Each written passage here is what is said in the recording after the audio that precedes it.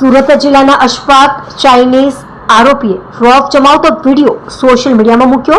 Crime બ્રાન્ચે દબોચતા સુધરવાનું કહી માફી માંગી અને સોશિયલ આઈડી કાયમ માટે ડિલીટ કરાવી। સુરત શહેરમાં સોશિયલ મીડિયામાં રીલ્સ દ્વારા ભાઈગીરી જમાવવાનો ટ્રેન્ડ વધી રહ્યો છે।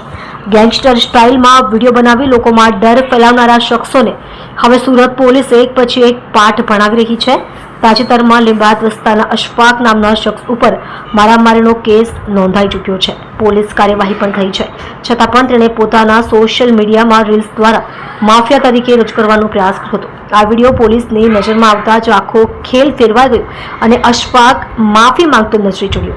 સોશિયલ મીડિયા અકાઉન્ટ્સ ડિલીટ કરી નાખ્યા। પોલીસની સખત કાર્યવાહી પછી અશફાકે પોતાનો પસ્તાવો જાહેર કરતા કહ્યું કે હવે તે સુધરવા માંગે છે। પોલીસને માત્ર તેની બધી જ હોશિયારી કાઢી નાખી, પણ બધા સોશિયલ મીડિયા અકાઉન્ટ્સ પણ પોલીસે ડિલીટ કરાવી દીધા છે। બુલડોઝર એક્શનથી ગુનેગારોમાં ફફડાટ। સુરત પોલીસે સ્પષ્ટ સંકેત આપી દીધા છે કે રીલ્સમાં ભાઈગીરી અને ગેંગસ્ટર એટીટ્યુડ નહીં ચાલે। આજ સુધી રીલ્સમાં ગુંડાગીરી દેખાડીને લોકપ્રિય થવાના સપના જોતા લોકો હવે પોલીસની રડાર પર છે। તાજેતરમાં પોલીસ બુલડોઝર એક્શન પણ લઈ રહી છે, જે આવા શખ્સો જે ગુનાહિત પ્રવૃત્તિઓમાં સામેલ છે તેમની સંપત્તિ પર કાર્યવાહી કરવામાં આવી રહી છે।